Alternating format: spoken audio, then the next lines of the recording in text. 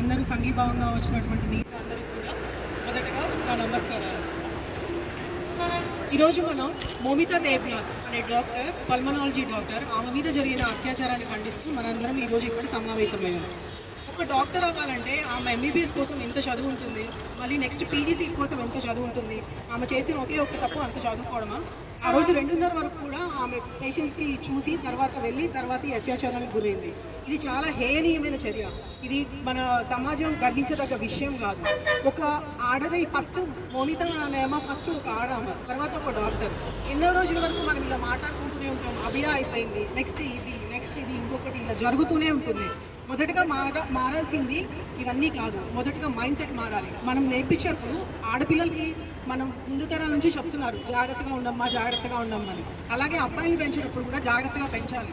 ఇలా చేయొద్దు నాన్న, ఇలా ఉంటుంది అని చెప్పి అబ్బాయిల పెంపకంలో కూడా జాగ్రత్త తీసుకోవాలి.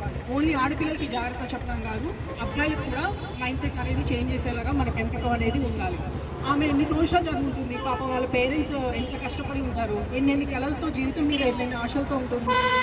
ఆశలన్నీ కూడా చిదిలేశారు. ఒక్క రాత్రిలో తన జీవితం మొత్తం తలకిందులైపోయింది. ఈరోజు మన మధ్య మోమిత లేకపోవచ్చు, మోమిత గొంతు చిదిమేసి ఉండొచ్చు. చాలా క్రూరమైన స్థితిలో తను చనిపోయింది, చాలా ఘోరమైన స్థితిలో ఉంది. అది చూడడానికి అసలు ఏం సంబంధం లేని వాళ్ళకు కూడా సిచ్యువేషన్ చూస్తే చాలా బాధగా అనిపిస్తుంది. మనమే ఈ సిచ్యువేషన్లో ఉంటే వాళ్ళ తల్లిదండ్రులు ఎన్నెన్ని కళలతో ఉన్నారు, ఎంత కష్టపడ్డారు, వాళ్ళ బాధ ఎలా ఉంటుంది. మోమిత, ఈరోజు నీకు ఒకటి చెప్పదలుచుకున్నాం. ఈరోజు నువ్వు నా మధ్య లేకపోవచ్చు, నీ గొంతు చిదిమేసి ఉండొచ్చు, కానీ మేమంతా నీ గొంతుకయ్యాం. మేమందరం నీకు తోడుగా ఉంటాం. నువ్వు ఒక్కదానివి కాదు, మేమందరం నీకు తోడుగా ఉంటాం. Thank you.